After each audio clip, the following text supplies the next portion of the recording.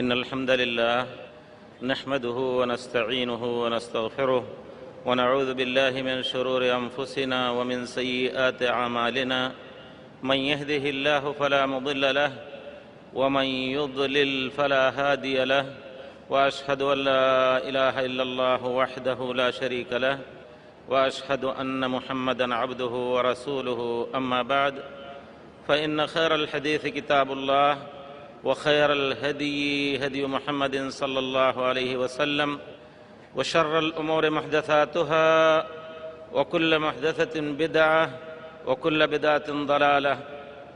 معزز سامعین کرام، بھائیوں اور بہنوں، جیسا کہ ہمارے برادر محترم نے یہ بتایا کہ اس مجلس کا عنوان ہے اسلام ہی انسانیت کا حل ہے۔ انسانیت سے مراد پوری دنیا، اس میں کسی قوم اور کسی مذہب کی پابندی کے بغیر آواز دی جا رہی ہے، دعویٰ کیا جا رہا ہے کہ اسلام ہی انسانیت کا حل ہے، کیونکہ انسانیت کے لا ينحل مسائل، جس انسانیت نے بہت کچھ تجربات کیے اور اس کے مسائل حل نہیں ہوئے، پرانے زمانے میں اسی اسلام کے ذریعے سے وہی مسائل حل ہوئے تھے، اب بھی اسی کے ذریعے سے وہ مسائل حل ہوں گے۔ اس موضوع کو مختصر کرنے کے لیے ہم چند امور کے ذریعے اسلام کی اہمیت، اسلامی انسانی زندگی پر واضح طور پر جو اس کے اثر ہیں اس کو واضح کرنے کی کوشش کروں گا۔ اس ضمن میں انسان کی غرض و غایت تخلیق کی یاد دہانی ہوگی، توحید باری اور اتباع سنت کا تذکرہ ہوگا، پھر اللہ رب رحیم کے احسان کا تذکرہ کہ اس غرض و غایت کی یاد دہانی کے لیے اس رب نے ہمیں اپنے عقل کے بھروسے پر نہیں چھوڑ رکھا، بلکہ اس رب نے ہم سب کو اپنے انبیاء کرام جیسی مقدس شخصیتوں کو بھیج کر کے ہدایت کا راستہ دکھایا۔ اسی طرح ایک سوال، اس عنوان کے تحت ایک سوال آتا ہے، سر اٹھاتا ہے یہ سوال کہ اسلام ہی کیوں حل ہے؟ اس کی مختصر تفسیر انشاءاللہ ہوگی اور اس کے من جملہ اسباب کے کہ اسلام ہی حل ہے، اسلام کی شمولیت، اسلام کی کاملیت، اور اس سب سے پہلے اسلام کی جو آسمانی کتاب ہے اس کی حفاظت، اور رسول کریم جو آپ کے رسول ہیں ان کی سیرت اور ان کی احادیث کی حفاظت۔ انہی موضوع کے تحت ہم یہ کہنے کا دعویٰ کر سکتے ہیں کہ انسانیت کا حل اس وقت اسلام ہی ہے۔ لیکن شروع میں یہ بات کہہ دینا چاہتا ہوں، برا نہ مانیں، کہ اگر کسی مسلمان بھائی کو یا کسی غیر مسلم دوست کو اسلام کا چہرہ دیکھنا ہے تو وہ کتاب و سنت کے آئینے میں دیکھے۔ لیکن راستے میں آپ کو بہت سے لوگ دعویٰ کرنے والے ہوں گے کہ ہم بھی کتاب و سنت ہی کی دعوت دیتے ہیں۔ حقیقت یہ ہے کہ ہم اسلام کو دین خالص سے تعبیر کر کے کہنا چاہیں گے کہ اگر اسلام کا خالص، واضح اور پاک صاف چہرہ دیکھنا ہو تو دین خالص کی روشنی میں دیکھیں، جس کے بارے میں اللہ تعالیٰ نے فرمایا ہے الا للہ الدین الخالص، اللہ ہی کے لیے خالص دین ہے۔ اسی طرح اللہ رب العزت نے فرمایا ہے وما امروا الا لیعبدوا اللہ مخلصین لہ الدین، لوگوں کو حکم جو دیا گیا ہے اس چیز کا کہ وہ وحدہ لا شریک ہی کے لیے دین کو خالص کریں۔ تو اب ہم چاہیں گے کہ آپ اس کو کسی نام سے یاد کریں، اسی شکل میں آپ دین خالص کی روشنی میں ڈھونڈیں۔ اس وجہ سے میں یہ چیز کہہ رہا ہوں کیونکہ اصل اسلام کی اصل روح توحید اور اتباع سنت ہے، اور اس وجہ سے بھی کہہ رہا ہوں کہ اللہ کے فضل سے دعوت کے مختلف میادین، مختلف ممالک میں جانے کا دعوت کی خاطر موقع ملا۔ مجھے یاد آتا ہے کہ برطانیہ میں لندن یا بریڈ فورڈ میں مجھے کوئی ایک گورا آدمی، گورا کہتے ہیں انگریز کو، یعنی وہاں گورے لوگ کہتے ہیں گورا آدمی ملا جو نو مسلم تھا حقیقت میں، اور اس نے اسلام کی بہت سی مختلف وادیوں میں ٹھوکر کھائی تھی۔ آ کر کے مجھ سے کہتا ہے کہ جب میں مسلمان ہوا تو سب سے پہلے مجھے ایک احمدی ملے، ہم ان کو کیا کہتے ہیں، احمدی کو قادیانی۔ انہوں نے اپنا اسلام ہمیں سمجھانا چاہا اور ایسا بند رکھا کہ لوگوں سے ملنے بھی نہیں دیتے تھے۔ ایسا معلوم ہوتا تھا کہ وہ اس کھیتی میں جلد از جلد اپنی بیج بو کر کے اور اپنی کھیتی اگا دینا چاہتے ہیں۔ کہتے ہیں کسی طرح ان سے نکلا تو پھر ایک مسجد ہے جو اللہ جانتا ہے، بہت ہی خرچ کر کے اور بہت لمبی چوڑی، گھمکول شریف کے نام سے وہ مسجد ہے۔ گھمکول شریف سنیں، عجیب نام ہے، پاکستان کا کوئی علاقہ ہے سندھ کا، وہاں کسی پیر کے نام سے وہ مسجد بنائی ہے، ظاہر بات ہے، اور بہت ہی لمبے چوڑے حرف میں خوبصورت اردو نستعلیق خط میں لکھا ہے گھمکول شریف۔ وہ بیچارے کچھ دن وہاں قربان رہے، پھر اس کے بعد اور کہیں گئے، آخر میں کسی اور کچھ لوگوں سے ملاقات ہوئی، بیچارہ بہت کچھ پریشان تھا، میرے پاس آیا تو اس نے کہا کہ ہمیں کس اسلام پر عمل کرنا چاہیے۔ احمدیہ قادیانیہ نے بھی اور دوسرے لوگوں نے بھی سب نے کہا کہ دیکھو وہابیوں سے بچنا، تو ہمیں ٹوہ ہوئی کہ وہابیت ہے کیا؟ تو ہم نے دیکھا، اسلام کا جو مطالعہ کیا اور ان کے اعمال کا مطالعہ کیا تو دیکھا کہ اسلام اصل یہی ہے۔ اب میں آپ سے کچھ سوالات کرتا ہوں، اس نے آ کر کے سوال کیا، اس وجہ سے میں اپنے بھائیوں سے یہ گزارش کروں گا کہ اسلام کا اصل چہرہ دیکھنا ہے تو کتاب اور سنت بلکہ خالص دین کی شکل میں دیکھنے کی کوشش کریں۔ اتنی بات ہم سب جانتے ہیں کہ اللہ تعالیٰ نے انسانوں کی ہدایت کے لیے انبیاء کا ایک سنہرا سلسلہ ذہبیہ شروع کیا۔ اس سلسلے کی آخری کڑی ہمارے پیارے رسول محمد صلی اللہ علیہ وسلم ہیں۔ تمام انبیاء آئے اور تمام انبیاء کے ادیان پر اس وقت عمل ہوتا رہا، بلکہ بعض انبیاء صرف اپنے قوم کے پاس آتے تھے۔ ان انبیاء کے پاس کتاب بھی ہوتی تھی، کسی کے پاس کتاب نہیں ہوتی تھی۔ ہمارے پیارے رسول کو اللہ نے کتاب اور غیر کتاب بھی دی، جس کو وحی سنت کہا جاتا ہے، اور دونوں کو دین کا خلاصہ بتایا، جیسا کہ اللہ تعالیٰ فرماتے ہیں اطیعوا اللہ واطیعوا الرسول، اور اس طرح اور بہت سی آیتیں ہیں جس میں اللہ تعالیٰ نے اپنی اطاعت اور اپنے رسول کی اطاعت کا حکم دیا ہے۔ جتنے انبیاء گزرے، حقیقت میں یہ چیز ابھی ہاں دعوے کی ہے، اس کی دلیل بھی آپ پوچھ سکتے ہیں، دیکھ سکتے ہیں تاریخی شواہد میں۔ جتنے انبیاء آئے ان کے پیروکار ہرگز یہ دعویٰ کر نہیں سکتے کہ ہمارا دین یہودی ہیں یا عیسائی ہیں یا اور کوئی ہیں، وہ دعویٰ نہیں کر سکتے کہ ہمارا دین بعینہ ہی اسی شکل میں موجود ہے جس شکل میں اترا تھا۔ اسلام ہی حل ہے، کیونکہ اسلام اسی شکل میں موجود ہے جس طرح اترا تھا۔ دوسرے ادیان کے انبیاء کی موت اور ان کے حیات کو دیکھا جائے، ان کی سیرت کو دیکھا جائے تو ہمیں خال کچھ چیزیں نظر آتی ہیں، اور پھر اللہ نے گواہی دی یقیناً کہ یہ لوگ اپنی اللہ کی کتابوں میں بھی تحریف کرتے رہے۔ اللہ تعالیٰ اس دنیا میں امن اور سلامتی قائم کرنے کے لیے انسان کو بھیجا، اور پھر پیارے رسول کو رحمت للعالمین اسی معنی میں بنا کر کے بھیجا۔ اس وجہ سے اگر کوئی شخص کوئی بھی دین ڈھونڈنا چاہتا ہے تو تاریخی طور پر وہ دین ثابت نہیں ملے گا، اگر دعویٰ بھی کرتا ہے تو ثابت نہیں کر سکتے۔ ہم ایک مسلمان کی حیثیت سے، اسلام کے اسکالر کی حیثیت سے یہ پورے یقین کے ساتھ دعویٰ کر سکتے ہیں کہ ہمارا قرآن جو اللہ تعالیٰ نے ہمیں دیا ہے وہ پورے طور پر من وعن، پورے زیر زبر کے ساتھ جس طرح اللہ کے رسول پر اترا تھا، ایک آیت میں اگر دو طرح سے پیارے رسول نے پڑھا ہے وہ فی محفوظ ہے، اختلاف قرات کے ساتھ بعینہ تواتر کے ساتھ محفوظ ہے، جس پر دین کی بنیاد ہے۔ اسی طرح دوسرا کھمبا جس پر دین کی بنیاد ہے وہ حدیث رسول صلی اللہ علیہ وسلم ہے۔ اللہ نے دونوں کی حفاظت کی ضمانت لی، ذمہ داری لی۔ اللہ تعالیٰ فرماتے ہیں انا نحن نزلنا الذکر وانا لہ لحافظون، قرآن کو بغیر حدیث کے سنا سمجھا نہیں جا سکتا، اس وجہ سے اس ضمن میں حدیث کی بھی حفاظت کی اللہ تعالیٰ نے ذمہ داری کی۔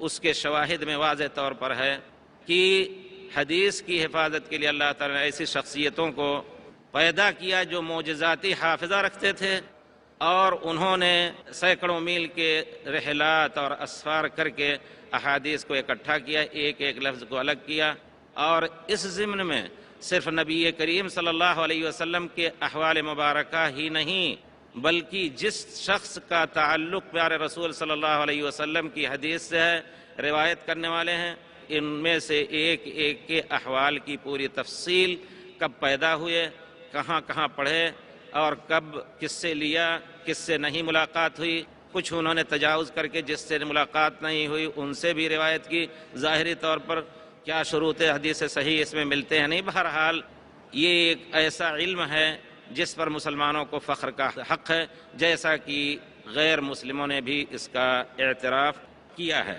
تو میں یہ کہنا چاہتا ہوں کہ سب سے پہلے جو جواب ہوگا کہ اسلام ہی کیوں انسانیت کا حل ہے، اس سوال کا جواب یہ ہوگا کہ اس وجہ سے کہ آسمانی دینوں میں سے جس رب نے اس انسان کو پیدا کیا، اس رب نے ان کی مصلحت کے لیے جو دین اتارا ہے اور ہماری عقل کے اوپر نہیں چھوڑ رکھا ہے، اس رب کے ادیان میں سے جس دین کی حفاظت کی ذمہ داری اللہ نے لی ہے وہ اسلام ہے، اور واقعاتی طور پر اس کے شواہد پوری دنیا کے لوگ، یہاں تک کہ جو لوگ اللہ پر ایمان بھی نہیں لاتے، تاریخی بحث کرتے ہیں، وہ لوگ بھی اس پر یقین رکھتے ہیں کہ اسلام کا قرآن پاک یا کلام الہی اور اسی طرح رسول پاک کی احادیث اور سیرت کو جس طرح جمع کیا گیا ہے، تاریخ میں اس کی کوئی مثال نہیں ملتی ہے، اور یقین کی حد تک ہم یہ کہہ سکتے ہیں کہ ان کے قرآن اور ان کے نبی کی حدیث پورے طور پر محفوظ ہے۔ اس کے بعد اگر آپ دیکھنا چاہیں تو پھر اسلام کی اصل صورت یا اسلام کی کاملیت اور شمولیت، یقیناً اسلام کامل اور شامل دین ہے۔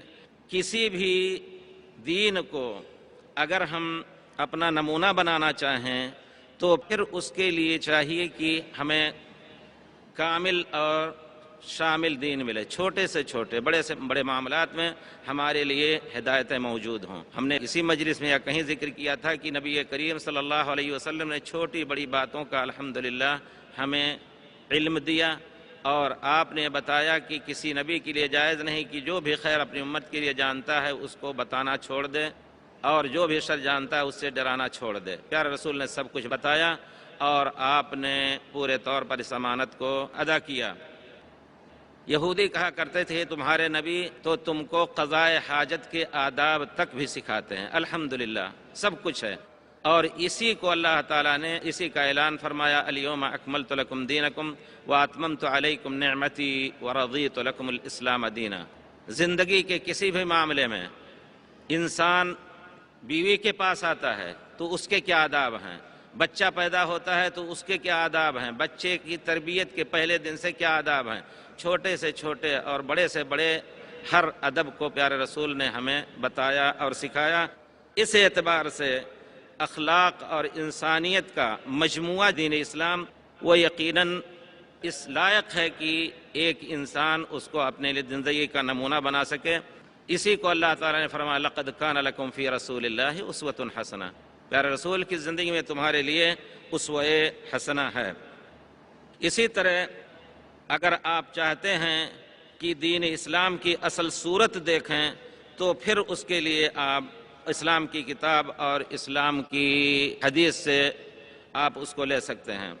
حفظ کا جو طریقہ جیسا کہ ہے قرآن کا، کہ آپ دیکھیں گے کہ اللہ کے فضل سے پیارے رسول کے زمانے ہی سے اس کا حفظ رہا، ہزاروں صحابہ نے حفظ کیا، اور مختلف صدیوں میں ہزاروں لاکھوں حافظ رہے، اور اس وقت یقیناً اگر کہا جائے تو ہم جانتے ہیں کہ دنیا میں سب سے زیادہ حافظ موجود ہوں گے۔ خود ہمارے سعودی عربیہ میں اللہ کے فضل سے آپ دیکھیں گے کہ ایک ایک گھر میں اللہ کا شکر ہے کہ ہمارے 4 بچے ہیں بغیر کسی تکلیف و تکلف کے، ان سب نے 12-13 سال کی عمر میں قرآن کو حفظ کر لیا، بچیاں بھی الحمدللہ حافظ ہیں 2-3۔ تو کہنے کا مطلب ہے کہ اب اگر ایک امام کسی محلے کی مسجد میں قرات کرتے ہوئے غلطی کر جائیں تو 10 بچے لقمہ دینے کے لیے تیار ہوتے ہیں۔ اس طرح اللہ تعالیٰ نے اس کو محفوظ رکھا۔ اس کے بعد احادیث کی حفاظت بھی، اس کی بہت سی مثالیں ہیں، لیکن مختصر کرنے کے لیے ہم اس سے تجاوز کرتے ہیں، اور کمال اور شمولیت کے اعتبار سے بھی انشاءاللہ یہ دین پورے طور پر اللہ نے ہمارے سامنے ایک نعمت کی حیثیت سے، جیسا کہ اللہ تعالیٰ نے اس کو نعمت کا نام رکھا، وہ ہمارے لیے بہت بڑی نعمت ہے۔ لیکن ایک چیز یہ بھی ہے جو اہم چیز ہے اسلام میں، کہ اسلام میں اس سے پہلے لوگ اپنے پوپ اور پادریوں کو اسلام کا اجازت دار سمجھتے تھے، جس چیز کو چاہتے حلال کرتے، جس چیز کو چاہتے حرام کرتے، یہی ان کی عبادت ہو گئی۔ پیارے رسول صلی اللہ علیہ وسلم نے حضرت عدی بن حاتم کے سامنے اس آیت کی تلاوت کی، اتخذوا احبارہم ورہبانہم اربابا من دون اللہ، ان لوگوں نے اپنے پوپوں اور پادریوں کو اللہ کے علاوہ رب بنا لیا۔ انہوں نے کہا نہیں، ہم نے ان کو رب نہیں بنایا تھا۔ پیارے رسول کے پاس آئے، ان کی گردن میں صلیب لٹکی ہوئی تھی۔ پیارے رسول نے فرمایا انزع عنک ھذا الوثن، اس بت کو تم نکال دو۔ اور پھر یہ آیت تلاوت فرمائی آپ نے کہ انہوں نے اپنے علماء اور پادریوں کو انہوں نے اللہ کے علاوہ معبود بنا لیا۔ انہوں نے کہا نہیں، ہم ان کو اللہ کے علاوہ معبود نہیں بنائے تھے۔ تو پیارے رسول نے فرمایا کیا ایسی بات نہیں تھی کہ جس چیز کو وہ حلال کہہ دیں اگرچہ وہ حرام ہو تو تم حلال سمجھتے تھے، یا اگرچہ وہ حلال ہو حرام کہہ دیں یا حرام کو حلال کہہ دیں تو تم انہی کی بات مانتے تھے؟ کہاں یہ بات تو ہے۔ تو پیارے رسول صلی اللہ علیہ وسلم نے گویا کسی شخص کو بھی، کسی مسلمان کو یہ حق نہیں، عالم ہو اس کو حق نہیں کہ اپنی طرف سے کوئی بات کہے، کسی مسلمان کو حق نہیں کہ اپنا دین کسی آدمی کے حوالے کر دے۔ اللہ تعالیٰ فرماتے ہیں وَلَا تَقُولُوا لِمَا تَصِفُ أَلْسِنَتُكُمُ الْكَذِبَ هَذَا حَلَالٌ وَهَذَا حَرَامٌ لِتَفْتَرُوا عَلَى اللَّهِ الْكَذِبَ، اپنی طرف سے کسی چیز کے بارے میں نہ کہو کہ یہ حلال ہے یا حرام ہے۔ اگر ایسا کہو گے تو اللہ پر جھوٹ باندھو گے، کیونکہ کسی چیز کی تحلیل اور تحریم صرف اللہ رب العزت ہی کا حصہ ہے۔ لِتَفْتَرُوا عَلَى اللَّهِ الْكَذِبَ إِنَّ الَّذِينَ يَفْتَرُونَ عَلَى اللَّهِ الْكَذِبَ لَا يُفْلِحُونَ۔ اس کے علاوہ توحید کے مسئلے میں یقیناً اس اسلام نے بہت ہی واضح تعلیمات دیں اور اس کو اللہ تعالیٰ نے محفوظ رکھا۔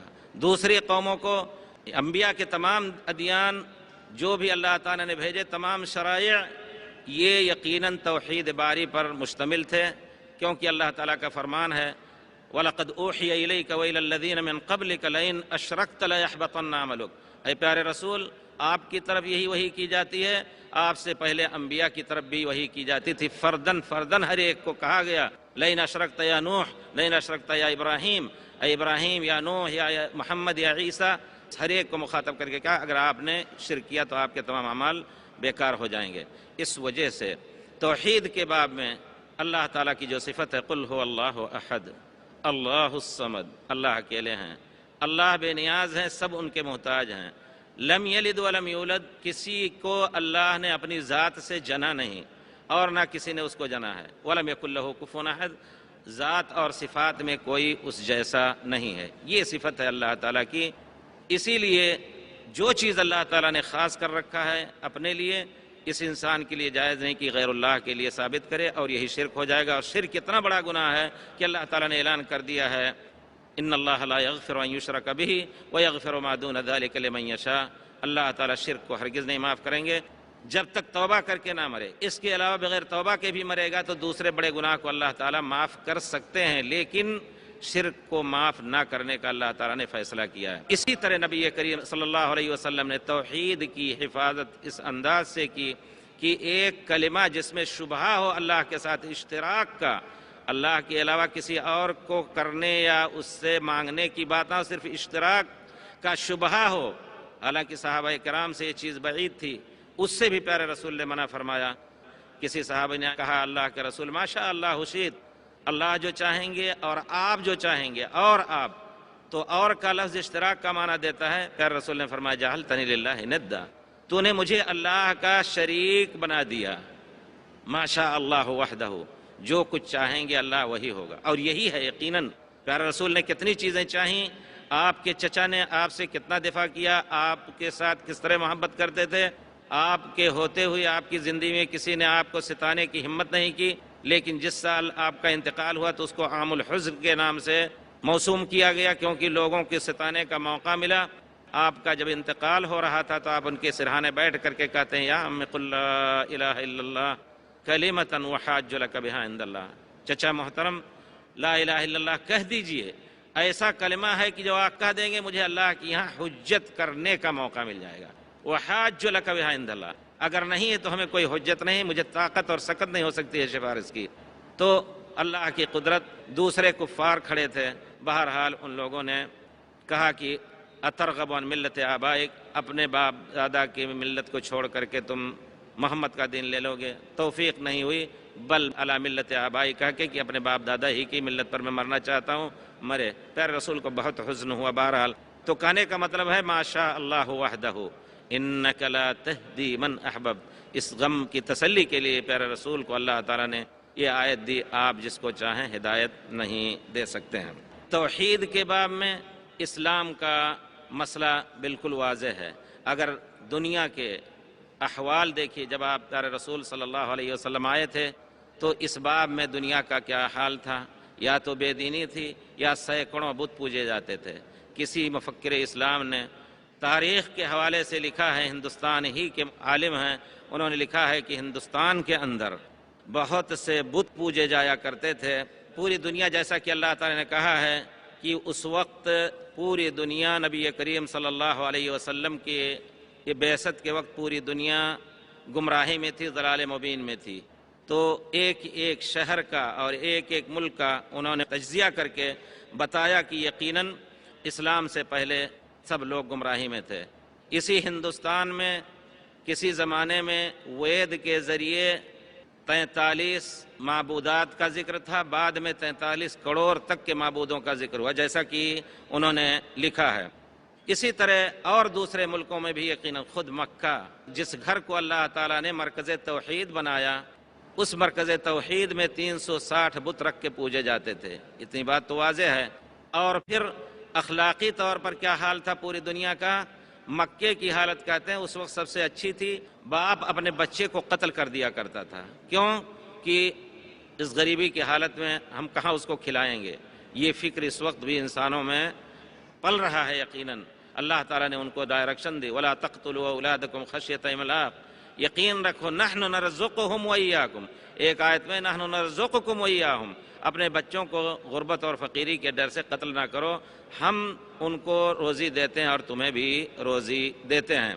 لڑکیوں کو عار کے ڈر سے کہ جا کر کے کسی کے گھر اس کی شادی ہوگی، وہ ہمارا داماد بنے گا، ایک زمانے میں ایک حماقت یہ بھی آئی تھی، ورنہ وہ کہاں سے پیدا ہوتے، اس کا دورہ زیادہ دن تک نہیں رہا یقیناً، لیکن آر کے ڈر سے اس کو قتل کر دیا کرتے تھے۔ اللہ تعالیٰ نے اس کا نقشہ کھینچا، وَإِذَا الْمَوْءُودَةُ سُئِلَتْ، اس سے پہلے جو نقشہ ہے وَإِذَا بُشِّرَ أَحَدُهُم بِالْأُنثَىٰ ظَلَّ وَجْهُهُ مُسْوَدًّا وَهُوَ كَظِيمٌ يَتَوَارَىٰ مِنَ الْقَوْمِ مِنْ سُوءِ مَا بُشِّرَ بِهِ أَيُمْسِكُهُ عَلَىٰ هُونٍ أَمْ يَدُسُّهُ فِي التُّرَابِ، کسی کو خوشخبری دی جاتی کہ تمہارے گھر میں بچی پیدا ہوئی ہے، لڑکی پیدا ہوئی ہے، تو اس کا چہرہ غم سے کالا ہو جاتا تھا اور لوگوں سے منہ چھپاتا پھرتا تھا اور سوچتا تھا کہ اس کو اس طرح چھوڑ دے، ام یدسہ فی التراب، یا زمین میں دفن کر دے، دفن کر دیا کرتے تھے۔ جیسا کہ اللہ تعالیٰ نے فرمایا وَإِذَا الْمَوْءُودَةُ سُئِلَتْ بِأَيِّ ذَنبٍ قُتِلَتْ، وہ زندہ دفن کر دیتے تھے۔ اللہ تعالیٰ کہتے ہیں کہ وہ زمانہ آنے والا، وہ دن آنے والا ہے قیامت کا، جب اس لڑکی سے پوچھا جائے گا اور دفن کرنے والا سامنے ہوگا، اللہ وحدہ لا شریک کے عدل و انصاف کے دفتر میں سب کو کھڑا ہونا ہوگا، وہاں پوچھا جائے گا کہ تم کو کس نے کس وجہ سے قتل کیا ہے۔ اسی طرح بتوں کی پرستش کی حالت تھی کہ کچھ نہیں پاتے، جیسا کہ ابو رجا و طاردی وغیرہ بیان کرتے ہیں، کہتے ہیں کہ ہمارے پاس اگر بت پوجنے کی کوئی چیز نہیں ہوتی تھی تو جاتے اونٹ چراتے، مٹی کا یا پتھر نہیں پاتے تو ریت کا تھوڑا سا حصہ اکٹھا کر کے اس پر اچھی سے اچھی بکری کا دودھ دوہ کر کے اور پھر اس کو پوجتے۔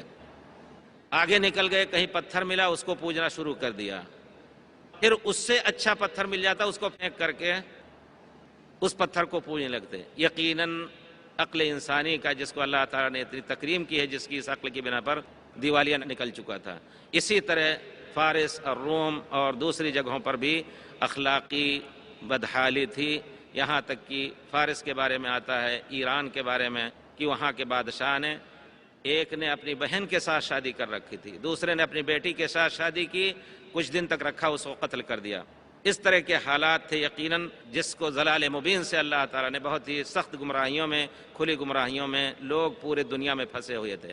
ایسے میں نبی کریم صلی اللہ علیہ وسلم کی بعثت ہوئی۔ امن کی جو حالت تھی کہ آدمی اپنے گھر میں چین سے نیند نہیں لے سکتا تھا، عربوں کی یہ حالت تھی، خاص طور پہ قبیلے ایک دوسرے پر شبخون مارتے، کیونکہ کھانے پینے کے لیے جب کچھ نہیں ملتا تو فلاں کے اوپر چھاپا مار کر کے ان کی بکریاں لے لیتے، ان کی عورتوں کو، ان کے بچوں کو اٹھا لے جاتے، غلام بناتے، بیچتے، جو کچھ ہوتا ہے اس طرح تجارتیں ہوتی تھیں۔ سبحان اللہ، امن بالکل مفقود تھا۔ بخاری شریف کی روایت ہے نبی کریم صلی اللہ علیہ وسلم کے زمانے میں حضرت عدی ابن حاتم ہی سے روایت ہے کہ اللہ کے رسول کے دربار میں بیٹھا ہوا تھا، ایک آدمی آیا، اس نے بدامنی کی شکایت کی اور کہا اللہ کے رسول لوگ لوٹ کھسوٹ کر رہے ہیں۔ ان سے پوچھا پیارے رسول نے، عدی ابن حاتم تم نے حیرہ دیکھا؟ حیرہ شام کا ایک شہر ہے جس کو سوریہ وغیرہ کہتے ہیں، لیکن شام جو پرانی تعبیر تھی شام کی، اردن، سوریہ، لبنان سب اس میں داخل ہوتا تھا۔ اب اس میں سیاسی پارٹیشن جو کیا گیا ہے خاص طور پہ مسلمانوں کو توڑنے کے لیے، جو کچھ ہوا بہرحال۔ اے عدی بن حاتم تم نے حیرہ شہر دیکھا ہے؟ انہوں نے کہا اللہ کے رسول میں نے دیکھا تو نہیں لیکن اس کے بارے میں سن رکھا ہے۔ پیارے رسول نے فرمایا ان طالت بک الحیات، اگر تمہاری زندگی لمبی ہوگی تو تم ضرور دیکھو گے ایک زمانہ وہ آئے گا کہ حیرہ شہر سے اکیلی ایک عورت اپنے اونٹ پر سوار ہو کر کے اور کعبہ طواف کرنے آئے گی، امن کی یہ حالت ہوگی کہ اللہ کے علاوہ کسی سے نہیں ڈرے گی۔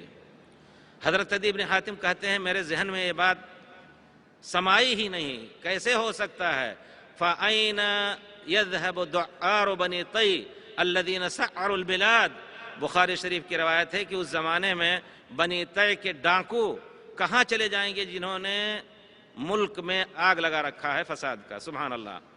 تو پھر اس کے بعد کہتے ہیں وہ زمانہ آیا، یقیناً میری عمر لمبی ہوئی، وہ زمانہ آیا کہ میں نے دیکھا ایک عورت اکیلی لق و دق میدان سے گزرتے ہوئے اونٹنی پر سوار ہو کر کے اللہ کے گھر کا سفر کر رہی ہے۔ تو یہ حالت ہوئی۔ میں یہ کہنا چاہتا ہوں کہ آخر کون سی وہ تعلیم تھی جس کے ذریعے سے اس اکھڑ قوم کو اللہ تعالیٰ نے ہدایت دی، اور پھر شیر و شکر ایسے ہوئے رات دن کے لڑنے والے ایک دوسرے کو اپنے اوپر ترجیح دینے لگے۔ یہ بات تو صحیح روایتوں سے آپ نے سنی ہوگی، پیارے رسول نے جب لوگوں کو، مہاجرین اور انصار کو مدینے میں بھائی بنایا تو ایسے واقعات بھی ہیں تاریخ نے کبھی نہیں دیکھے ہوں گے، اس تاریخ نے، اس آسمان اور زمین نے، کہ بعض صحابہ نے کہا، حضرت عبد الرحمن بن عوف کے جو بھائی تھے انہوں نے کہا کہ میرے پاس اللہ نے بہت کچھ مال دیا ہے، آدھا بانٹ کر کے آپ لے لیجئے، اور پھر میرے پاس 2 بیویاں ہیں۔ دیکھیے دنیا میں اس طرح کا ایثار یقیناً کہیں نہیں دیکھا گیا۔ کہتے ہیں میرے پاس 2 بیویاں ہیں، ایک بیوی کو ہم طلاق دے دیتے ہیں، عدت گزر جانے کے بعد آپ اس سے شادی کر لیجئے، کیونکہ گھر بار چھوڑ کر کے حضرت عبد الرحمن بن عوف اور دوسرے مہاجرین اپنے گھر بار کو، اولاد کو چھوڑ کر کے، یہاں تک کہ لوگوں نے اپنی بیٹیاں کہا ہماری بیٹی تم جا سکتے ہو، اس کو نہیں جانے دیں گے، چھین لیا۔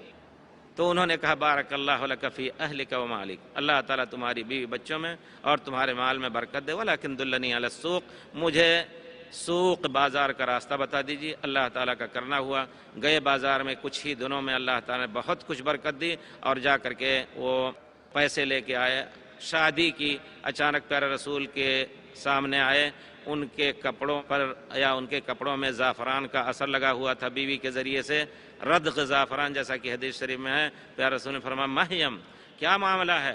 خوش ہو کر کے پیارے رسول نے فرمایا، کہتے ہیں یا رسول اللہ تزوجت، کہتے ہیں کہ وما اصدقت لہ، کیا آپ نے مہر دی ہے؟ حضرت عبد الرحمن بن عوف کہتے ہیں کہ وزن نوات من الذهب، کھجور کی گٹھلی کے برابر سونا۔ تو کہنے کا مطلب ہے کہ اس طرح کا ایثار کا منظر دنیا نے نہیں دیکھا تھا۔ وہی قوم جو ایک دوسرے سے لڑتی، ایک دوسرے کے مال کو چھین کر کے کھا کر کے اور فخر کرتی تھی، تو وہ اب اپنے مال کو، یہاں تک کہ اپنے اہل و عیال کو بھی، بیوی کو بھی دینے کے لیے وہ تیار ہو گئے۔ وہ کون سی تعلیمات تھیں؟ پیارے رسول صلی اللہ علیہ وسلم کی یہی تعلیم۔ وہی قوم جو بتوں کو پوجتی تھی، یہاں تک کہ بتوں کا مٹی کا ڈھیر بنا کر کے پوجتی تھی، وہی وحدہ لا شریک کو پوجنے لگی۔ جہاں شبہ ہوتا اس کو ایسے الفاظ بھی بولنے کا حقدار نہیں سمجھتے اپنے کو کہ اس میں اشتراک کا اللہ کے ساتھ یا شرک کا شبہ ہو۔ اجتماعیت اور سوسائٹی کے معاملے سے متعلق، اس تعلق سے اسلام میں واضح طور پر تعلیمات الحمدللہ اللہ تعالیٰ نے ہمیں دیں، اور اللہ تعالیٰ نے اسلامی حکومت کے ماتحت جو بھی مسلمان رہتے ہیں یا غیر مسلم رہتے ہیں، سب کے حقوق کو اللہ تعالیٰ نے واضح طور پر بیان کیا۔ ان حقوق کی ادائیگی پر ادا کرنے والوں کو اجر و ثواب کا وعدہ، اور اس کو نہ کرنے پر عذاب اور اللہ کی جہنم کی وعید اور دھمکی دی ہے۔ نبی کریم صلی اللہ علیہ وسلم کی رحمت للعالمین کا مظہر اسلام کی ایک ایک تعلیمات ہیں، اس میں کوئی شک نہیں۔ فرمان باری تعالیٰ ہے هو الذی بعث فی الامیین رسولا منہم یتلو علیہم آیاتہ ویزکیہم ویعلمہم الکتاب والحکمہ وإن كانوا من قبل لفی ضلال مبین۔ اسلام نے ایک مسلمان کے قتل کا بہت بڑا گناہ اسلام نے قرار دیا ہے، جیسا کہ اللہ تعالیٰ نے فرمایا ہے کہ جس نے ایک نفس کو قتل کیا اس نے تمام عالم کو، تمام انسانیت کو قتل کر دیا۔ نبی کریم صلی اللہ علیہ وسلم نے فرمایا لا یحل دم امرئ مسلم الا باحدى ثلاث، تین حالات کے علاوہ کسی مسلمان کا خون حلال نہیں ہے، یا تو وہ دین سے نکل گیا ہو، کسی کو قتل کیا ہو، یا شادی کے بعد وہ زنا کر گیا ہو۔ اللہ اکبر! اس زنا ہی کی حیثیت سے اللہ تعالیٰ نے اسلام کے اندر کتنی سختی رکھی ہے، کیونکہ پھر آگے چل کر کے اسلام میں جو ضروری چیزیں ہیں جن کے بغیر دنیا میں امن قائم نہیں ہو سکتا ہے، تو پھر انصاف کی حفاظت کے لیے اللہ تعالیٰ نے بہت زیادہ سختی سے اس پر محاسبہ کیا، اور زنا کرنے والے پر اگر شادی شدہ نہیں ہے تو 100 کوڑے، اور پھر 1 سال کو اس علاقے سے شہر بدر کر دینا ہے۔ حدیث شریف میں نبی کریم صلی اللہ علیہ وسلم نے فرمایا الثیب بالثیب الرجم و نفی سنہ، اگر کوئی شادی شدہ مرد اور عورت زنا کر رہے ہیں تو ان کو رجم کیا جائے گا، اور 1 سال کے لیے وہ وہاں سے اس علاقے سے دونوں کو الگ کر دیا جائے، کیونکہ یہ بھی بہت بڑی حکمت ہے کہ وہاں رہیں گے تو پھر وہی سلسلہ شروع ہو سکتا ہے۔ اسی طرح پیارے رسول صلی اللہ علیہ وسلم البکر بالبکر جلد 100 و تغریب عام، 100 کوڑے لگا کر کے 1 سال کے لیے ان کو دور کر دیا جائے گا۔ نفس انسانی کے قتل کے بعد زنا کا جو مرحلہ ہے، زنا کے ساتھ عام طور پر نسب نامے کی حفاظت کے لیے اللہ تعالیٰ نے بہت کچھ انتظام کیا۔ عام دینوں میں رہبانیت کو بہت فضیلت دی جاتی ہے، قطع دنیا کی بہت فضیلت دی جاتی ہے، قطع تعلق دنیا سے، شادی بیاہ سے۔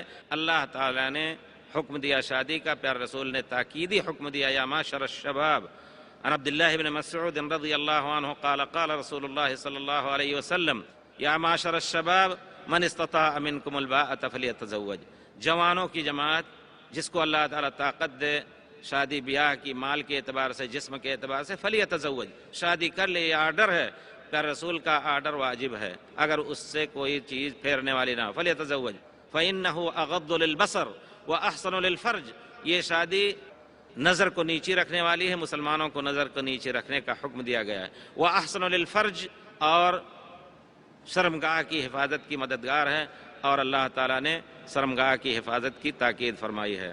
ومن لم یستطع، جو سخت شادی کی طاقت نہ رکھے تو اس شادی کی طاقت کو انجیکشن، دوا اور کسی ذریعے سے ختم نہ کرے، کیونکہ اسلام چاہتا ہے کہ جب بھی موقع ملے، بڑھاپے میں حضرت عبداللہ بن مسعود کہتے ہیں کہ اگر مجھے معلوم ہو کہ 1 دن کے بعد میرا انتقال ہو جائے گا اور مجھے موقع ملے تو میں شادی کر لوں گا۔ یہ تاکید ہے اسلام کی شادی کی، اس وجہ سے بر وقت کیا کرے، کوئی ایسا علاج نہ کرے جس سے شادی کی طاقت کو ختم کر لے، علاج، انجیکشن اور نہیں، کیا کرے، اس کو ایسے حالت میں رکھے کہ وہ کمزور کچھ رہے، ٹھہر جائے، سکون ہو جائے۔ فعلیہ بالصوم ومن لم یستطع فعلیہ بالصوم، روزے رکھے، فإنہ لہ وجاء، اس کو خسی کر دے گا۔ روزہ صرف بھوکے رہنے سے نہیں ہوگا، بلکہ روزے کے آداب کے ساتھ جس نے روزہ رکھا، لا یرفث ولا یفسق، کوئی ایسی بات نہ کہے جس سے غلط بات ہو، اس کو سوچے نہ، تو اس طرح کا روزہ انشاءاللہ اس کو۔ اور اسلام نے پھر شادی کے معاملات کو بھی بہت کچھ آسان کیا ہے۔ اللہ تعالیٰ نے پیارے رسول سے طلب کیا، ایک عورت آئیں، پیارے رسول سے کہا کہ اللہ کے رسول مجھ سے شادی کر لیجئے، پیارے رسول نے ان کو نہیں چاہا، وہ کھڑی رہیں، صحابی اٹھے، ان کے پیٹھ پر بستر نہیں تھا، صرف تابند پہنے تھے، کہا اللہ کے رسول میری شادی کر دیجئے، پیارے رسول نے فرمایا کیا ہے تمہارا، کچھ نہیں پائے، ایک لوہے کی انگوٹھی تک نہیں پائے، پیارے رسول نے فرمایا حل معک شیء من القرآن، تمہیں کچھ قرآن یاد ہے، کہا ہاں فلاں فلاں سورت اور فلاں فلاں آیت یاد ہے، کہا جاؤ اس کو یاد کرا دو، یہی تمہارے لیے مہر ہے۔ تو گویا اسلام نے شادی کی بہت ہی اہمیت دی ہے۔ شادی کے بعد پیارے رسول صلی اللہ علیہ وسلم نے، اگر انسان کو کمانے میں مشغولیت ہوتی ہے تو وہ کمائی اللہ کے راہ میں جہاد کے معنی میں ہے۔ صحیح حدیث میں پیارے رسول ایک بار گزرے، کہیں جا رہے تھے صحابہ کے ساتھ، تو ایک آدمی کو دیکھا بہت محنت کر کے زمین کھود رہے تھے، صحابی نے کہا کہ اللہ کے رسول لو کان ھذا فی سبیل اللہ، اگر اس طرح کی محنت اللہ کے راستے میں جہاد میں ہو جائے تو ان کا بیڑا پار ہو جائے۔ پیارے رسول نے فرمایا اگر وہ ان کان یرید ان یعف نفسہ، اگر شادی نہیں کی ہے کما کر کے شادی کرنے کی نیت سے کما رہے ہیں فہو فی سبیل اللہ۔ ان کان یرید ان یطعم ابویہ، اگر ماں باپ کے کھلانے کے لیے روزی کما رہے ہیں تو اللہ کے راستے میں ہیں۔ اس طرح شادی کر کے اللہ تعالیٰ نے اس راستے کو، زنا اور اختلاط نسب کو، انسانوں کی نسب نامے کو الگ الگ کر اسلام نے پاک بازی کی دعوت دی، اور کوئی بھی سبب جو زنا کا سبب بنے، یہاں تک کہ اس نظر کو بھی غلط نہیں استعمال کیا جا سکتا ہے، کیونکہ وہ برید ہے، ڈاکیہ ہے زنا کا۔ اسی طرح اور دوسرے معاملات کو اگر دیکھا جائے تو اسلام ایک کامل توحید میں، اخلاقیات میں، اجتماعیات میں، عام اجتماعیات میں اللہ تعالیٰ نے حقوق کا جو سلسلہ ایک دوسرے کے ساتھ رکھا ہے اس کی بھی بڑی تاکید فرمائی۔ اللہ تعالیٰ نے سب سے بڑا حق اللہ رب العزت کا انسان کے اوپر، اس کے بعد والدین کا حق، اس کے بعد اس کے اقارب کا حق، اس کے بعد پڑوسی کا جو حق ہے، ان سب حقوق کے اعتبار سے دیکھا جائے تو ہر ایک کو اللہ تعالیٰ نے حق دیا، اور کسی کو جائز نہیں کیا کہ وہ شخص بغیر کسی سبب کے کسی کو ستائے۔ امن عالم اگر قائم ہو سکتا ہے تو یقیناً اسلام کی تعلیمات پر عمل کر کے، اور اسلام کی تعلیمات اسی وقت ان پر عمل ہوگا جب طاقت استعمال کر کے اس کو نافذ کیا جائے۔ یقیناً تو جو بھی چاہیں، اگر وہ صرف اسلام کے نظام امن ہی کو لینا چاہیں، اگر وہ پورے طور پر اسلام اور مسلمان نہیں ہونا چاہتے ہیں تو دنیا میں امن قائم ہو سکتا ہے۔ اس اسلام کے ان حدود اور تعزیرات کی اس قدر برکت ہے۔ اسلام میں کسی، یہاں تک کہ ایک جانور کو بھی بغیر کسی سبب کے آپ ذبح نہیں کر سکتے۔ پیارے رسول نے منع فرمایا ہے، جس جانور کو آپ کھا نہیں سکتے اس کو ذبح کرنے سے پیارے رسول نے منع فرمایا ہے۔ اسی طرح اگر جانور کتا تک ہے، اس کو آپ کو کھانا نہیں ہے، اگر وہ مر رہا ہے پیاسا، اس کو آپ نے پانی پلایا تو اس پر بہت بڑا اجر رکھا ہے۔ ایک بہت ہی گناہ گار آدمی تھا، پیارے رسول صلی اللہ علیہ وسلم نے فرمایا کہ جا رہا تھا، اس نے کنویں سے پانی کھینچ کر کے پیا تو دیکھا کہ آ کر کے ایک کتا مٹی چاٹ رہا ہے کنویں کے کنارے کی پیاس سے، یلحث الثرى من العطش، مٹی چاٹ رہا ہے۔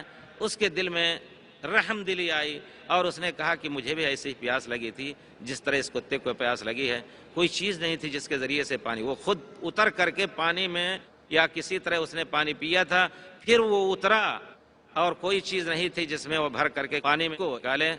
اس کا جوتا تھا، جوتا کو پانی میں بھرا اور اپنے دانت سے پکڑ کر کے اور کنویں سے نکل کر کے اس نے یہ تصور ذہن میں رکھا ہے، کتے کو پلایا۔ اللہ تعالیٰ کو یہ عمل پسند آ گیا اور اس کو بخش دیا۔ اسی طرح ایک فاحشہ عورت کا ذکر رسول نے فرمایا کہ اس نے بھی کتے کے ساتھ رحم کیا، پانی پلایا، اللہ تعالیٰ نے اس کو بخش دیا۔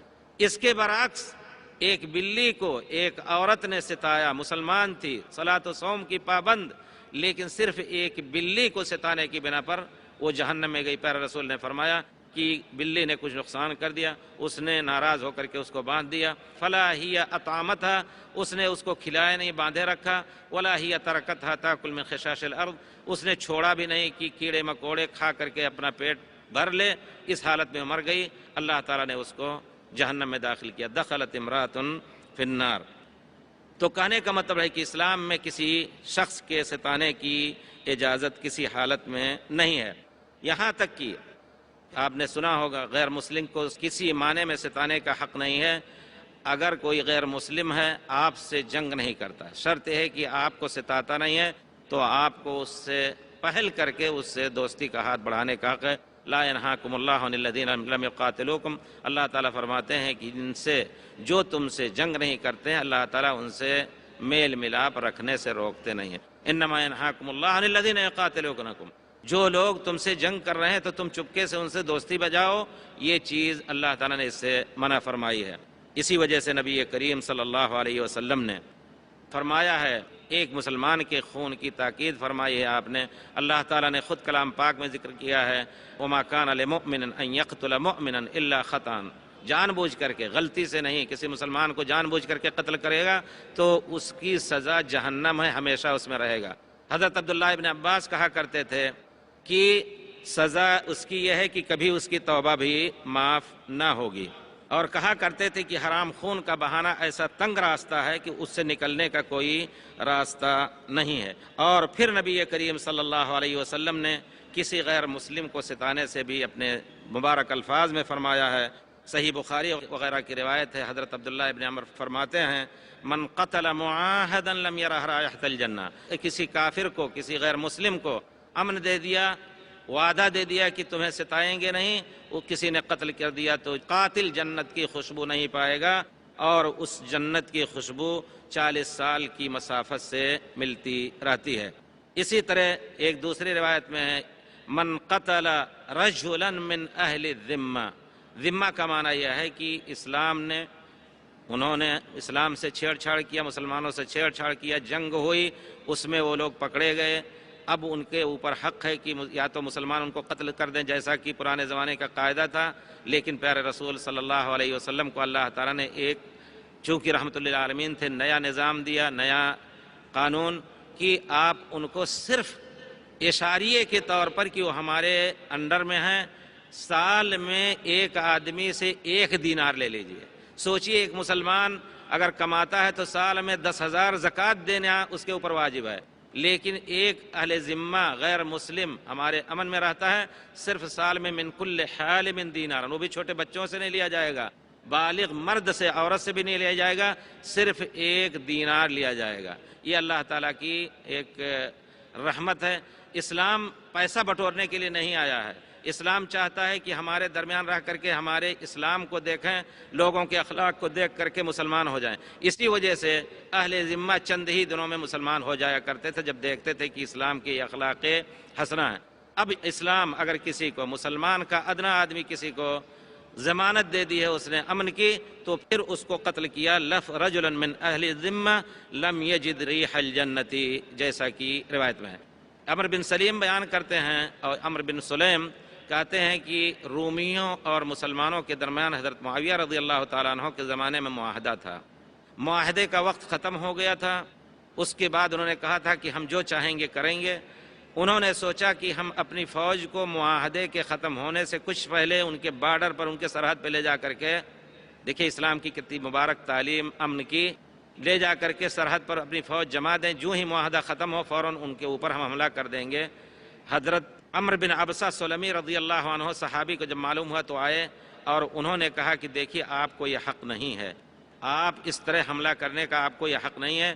پیارے رسول سے ہم نے سنا ہے کہ جس کسی کے ساتھ معاہدہ ہو تو اس وقت تک فوج کی تیاری بھی نہ کرے جب تک معاہدہ ختم نہ ہو جائے، اور پھر ان کو معاہدہ ختم ہونے کی یاد دہانی بھی کرا دے کہ بھائی تمہارا معاہدہ ختم ہو رہا ہے۔ بہرحال اسلام میں اگر کسی نے کسی کو قتل کیا تو پھر اس قتل کے بدلے اس کو قصاص کی جو فضیلت، وَلَكُمْ فِي الْقِصَاصِ حَيَاةٌ يَا أُولِي الْأَلْبَابِ، زندگی ہے تمہارے لیے ایک قاتل کو قتل کر کے موت ہوتی ہے اس کی، لیکن اس کی موت ہزاروں کی زندگی کا باعث ہوتی ہے۔ لیکن آج کی دنیا میں قتل کے بدلے قاتل کو قتل نہیں کیا جاتا ہے، چند سال جیل میں رکھا جاتا ہے، پوری دنیا کا قانون ہے، تو قاتل چند دن جیل کاٹ کر کے آتا ہے اور مزید لوگوں کے لیے خوف و ہراس کا سبب بنا رہتا ہے، دھمکیاں دیتا رہتا ہے۔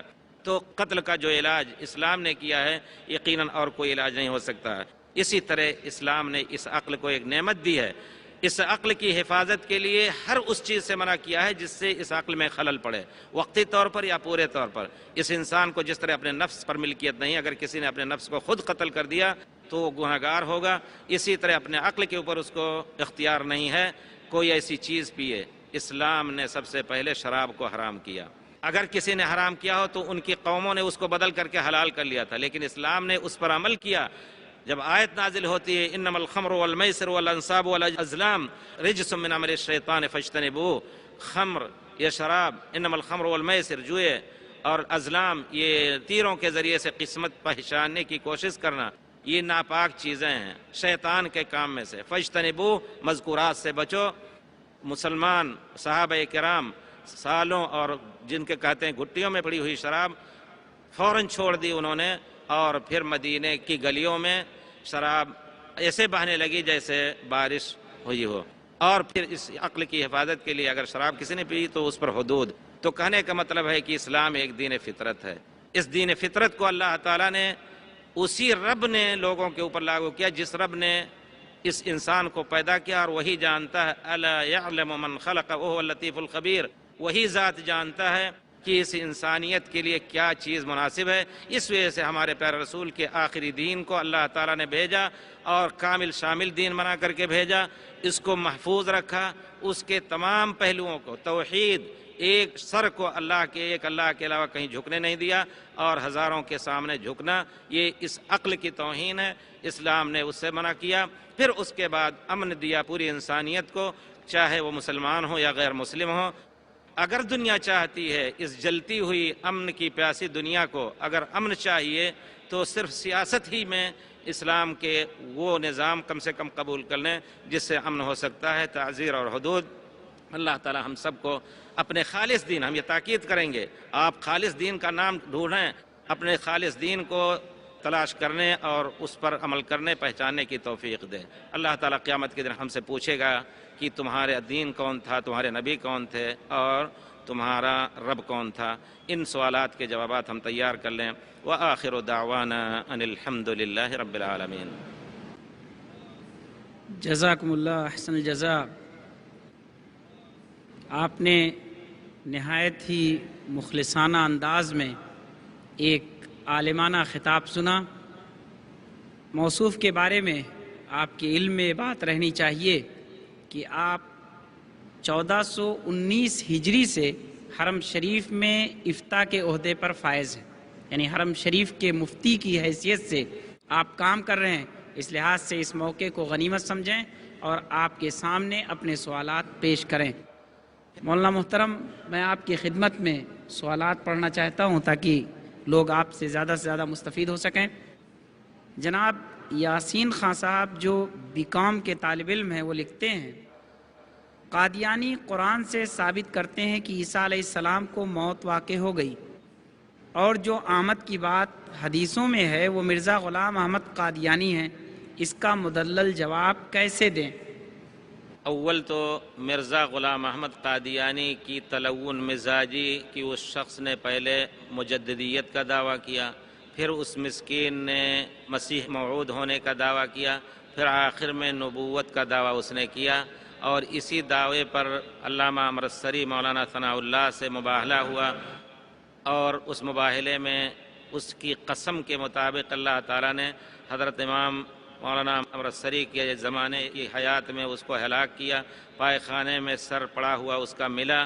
بہرحال تو اگر اس کو آپ مجدد کہتے ہیں تو نہ مجدد بھی نہیں تھا، جو شروط ملتے ہیں وقت ہو تو ہم اس کی تفصیل بیان کر سکتے ہیں، اور اگر آپ اس کو مسیح موعود کہیں تو وہ جھوٹا ہے، کیونکہ ہم اس قرآن کو، اس رب کو نہیں جھٹلا سکتے جو ہمارے ایک ایک سانس کا مالک ہیں۔ ہم مسلمانوں کا عقیدہ ہے، یہودیوں نے دعویٰ کیا تھا کہ ہم نے حضرت عیسیٰ علیہ السلام کو قتل کر دیا، یہ بھی ایک بہت بڑا سانحہ ہے۔ ہزاروں سال کا عقیدہ جو عیسائی لے کر کے اپنے سینے سے جی رہے تھے، اور یہودیوں اور عیسائیوں میں جنگ اس پر ہوتی تھی، سیاست نے جب مجبور کیا تو فاتیکان کے پوپ نے آج سے 35 سال پہلے، انٹرنیٹ دیکھیے، اس سے پہلے کے اخبارات دیکھے ہم لوگ پڑھ رہے تھے، تو ان سب نے اکٹھا ہو کر کے کہا نہیں، یہودیوں نے نہیں قتل کیا تھا، کسی اور نے قتل کیا۔ ہمارا عقیدہ ہے جیسا کہ اللہ تعالیٰ فرماتے ہیں وما قتلوہ وما صلبوہ ولکن شبہ لہم۔ پھر اس کے بعد حضرت مسیح کے بارے میں عقیدہ ہے بل رفعہ اللہ الیہ، اللہ تعالیٰ نے اس کو اٹھا لیا ہے اور وہ آسمان پر ہیں، چوتھے آسمان پر۔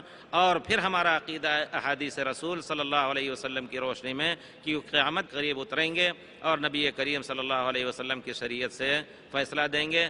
اور اگر آپ اس موضوع کو پڑھنا چاہتے ہیں تو عربی میں بہت سی کتابیں ہیں اس بارے میں، احادیث جو جمع کی گئی ہیں اس کو پڑھنے کی کوشش کریں، ورنہ کسی عالم کے ساتھ بیٹھیں۔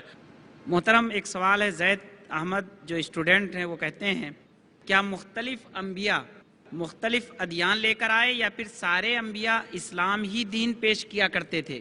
تو پھر یہودیت اور عیسائیت کس کا بنایا ہوا دین ہے؟ ایک چیز ہمیں دقت سے یعنی باریکی سے استعمال کرنا چاہیے۔ دین کے نام سے جیسا کہ اللہ تعالیٰ نے فرمایا ان الدین عند اللہ الاسلام، اللہ کے نزدیک مقبول دین اسلام ہی ہے۔ وہی اسلام حضرت نوح، حضرت ابراہیم، حضرت لوط، حضرت عیسیٰ، موسیٰ سب کا تھا۔ شریعتیں مختلف رہیں، یہ ہم عربی میں اس طرح پورے طور پر تفریق کر کے استعمال کرتے ہیں۔ سب کی شریعتیں، کسی کی شریعت میں کچھ حلال رہی چیزیں اور کسی کے شریعت میں کچھ حلال ہوئیں، حرام ہوئیں، اس طرح اختلاف رہا۔ لیکن توحید جو اور اتباع رسول، میں نے ایک بات شاید وہ آپ ٹیلی ویژن میں سنیں گے بعد میں، کہ توحید اور اتباع نبی ہر امت کے اوپر واجب تھا. اس امت کے نبی پر واجب تھا کہ اس نبی کی اتباع کریں، چاہے وحی کتاب ہو یا وحی حدیث ہو، جیسا کہ حدیث کے باب میں میں نے یہی ذکر کیا تھا، حجیت حدیث اور انکار حدیث کے موضوع پر.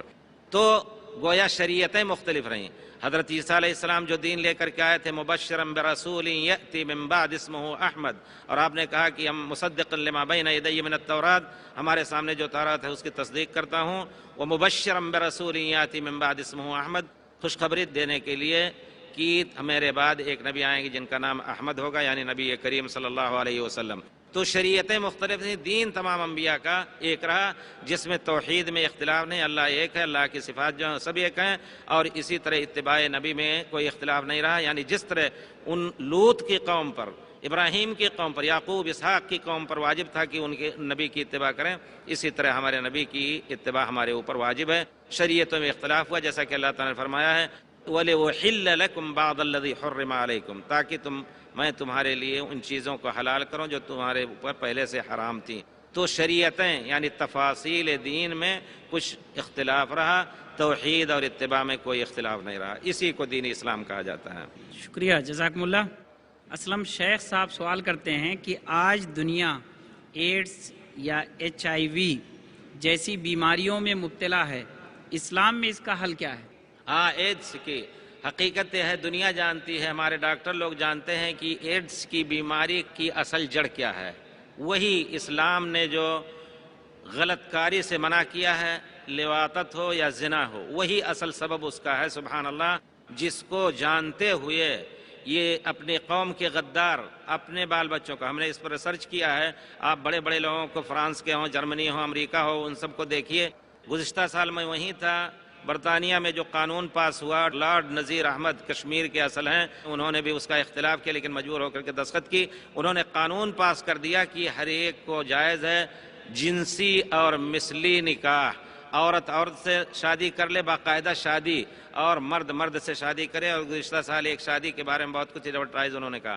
سب سے بڑا سبب جو ہے ایڈز کی بیماری کا، یہی لواطت اور یعنی زنا ہے.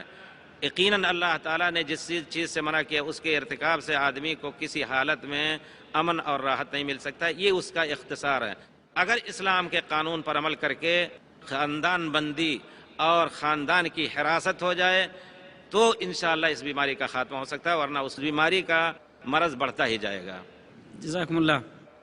محی الدین صاحب جو BA کے طالب علم ہیں، وہ پوچھتے ہیں کہ اگر نبی صلی اللہ علیہ وسلم نے ساری باتوں میں ہماری رہنمائی کی ہے تو غلامی کے بارے میں کیا رہنمائی کی ہے؟ نبی کریم صلی اللہ علیہ وسلم نے غلامی کے بارے میں کیا رہنمائی فرمائی؟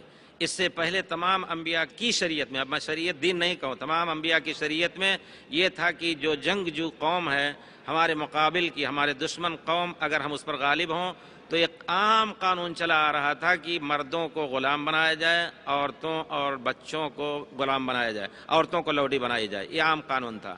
لیکن اسلام نے تیسری شکل بھی نکالی، اس سے پہلے نہیں تھا وہ. اور پیارے رسول نے خود مشورہ لے کر کے، جب جنگ بدر میں پہلی جنگ ہوئی، مسلمانوں کی قیدی آئے تو پیارے رسول نے مشورہ کیا، اور جو قانون تھا یہ بھی کہ جو لڑنے والے ہیں جن سے خطرہ ان کو قتل کر دیا جائے. اللہ تعالیٰ کے رسول رحمت للعالمین بن کر آئے تھے، صحابہ کرام سے مشورہ کیا جائے. تو صحابہ کرام نے، کچھ لوگوں نے کہا حضرت ابوبکر جو رحم و کرم کے پتلے تھے، جیسا کہ نبی کریم صلی اللہ علیہ وسلم نے فرمایا، تو انہوں نے کہا اللہ کے رسول بھائی بندھی ہیں، فدیہ لے کر کے، پیسے لے کر کے چھوڑ دیے جائیں. اور حضرت عمر نے کہا نہیں، ایک ایک کو ختم کر دیا جائے. کچھ اور رائے ہوئی. پیارے رسول نے فدیہ لے کر کے چھوڑنے کو ترجیح دی اور لیا. اس پر جو پہلے قانون تھا گویا اور پہلی جنگ تھی، یقیناً ان کو چھوڑ کر کے گویا اپنے خلاف پھر ان کو ابھارنے کا موقع دیا. یہ بھی ایک چیز تھی. لیکن رحمت للعالمین پیارے رسول کی کہ جب فرشتے نے بھی پیشکش کی کہ آپ اجازت دیں تو دو پہاڑوں کے درمیان ان کو پیس دیا جائے، آپ نے کہا کہ شاید یہ لوگ مسلمان ہو جائیں، آپ نے فدیہ لے کے چھوڑ دیا. خود اللہ تعالیٰ نے کہا ما کان لنبی ان یکون له اسرى حتى يثخن في الارض تريدون عرض الدنيا والله يريد الاخرة. ایسا ہونا نہیں چاہتا کسی نبی کے لیے، آپ سے پہلے کسی نبی کے لیے جائز نہیں تھا کہ ان کے قیدی ہوں تو ان کو اس طرح چھوڑ دیں. تم دنیا چاہتے ہو, دنیا کا پیسہ لے کر کے تم نے چھوڑا ہے, نہیں, اس کو قتل کر دینا چاہیے تاکہ آئندہ کے لیے, کیونکہ یہ ہر حالت میں آپ کے دشمن میں رہیں گے. نتیجہ وہی ہوا کہ جا کر کے پھر انہوں نے جنگ کی تیاریاں کی. پھر اللہ تعالیٰ نے اسی کو مشروع کر دیا. اس کے علاوہ اسلام میں اگر آدمی قتل کر دیتا ہے کسی آدمی کو تو غلطی سے, تو ایک غلام آزاد کرنے کا حکم دیا گیا ہے. یہاں تک کہ رمضان کے روزے میں اگر اس نے غلطی کر دی, جمع کر لیا, تو ایک غلام کے آزاد کرنے کا اس کو کفارہ, اگر اس کی طاقت نہیں تو پھر کھانا کھلانے کا, جو کچھ ہو. اس کے بعد اور دوسرے مواقع پر بھی پیارے رسول نے بہت سی احادیث میں من آتق رقبۃ آتق اللہ رقبتہ من النار, جو شخص کسی گردن کو آزاد کرے گا اس کی اللہ تعالیٰ گردن جہنم سے آزاد کر دے گا. تو گویا اسلام نے بہت کچھ تاکید کی ہے غلام کے آزاد کرنے کی. لیکن یہ بھی ایک چیز ہے کہ اسلام میں غلام نہیں رہا کرتا تھا. پیارے رسول نے فرمایا ہے کہ اخوانکم خولکم, یہ تمہارے بھائی تمہاری ہی طرح ہیں. جعلہم اللہ تحت ایدیکم, تمہارے ہاتھ کے نیچے دست نگر بنایا ہے, تو جو کھاؤ وہ کھلاؤ, جو پہناؤ. اگر کوئی بڑا بھاری کام ان کو دیتے ہو, لا تکلفوہم بما لا یطیقون, جو بھاری کام ہو جس کی طاقت نہ رکھیں تو ان کو اس کے کرنے کا مکلف نہ کرو. فَإِن کلفتموہم فَعِینُوہم, اگر بھاری کام ہے تو خود ان کے ساتھ مدد کرو. دیکھیے پہلے کے زمانے کے لوگ, مالک جو ہوتا تھا غلام کا, اس کے ساتھ کھڑا ہونا بھی برداشت نہیں کرتا تھا, اتنی بے حرمتی اس غلام کی ہوتی تھی.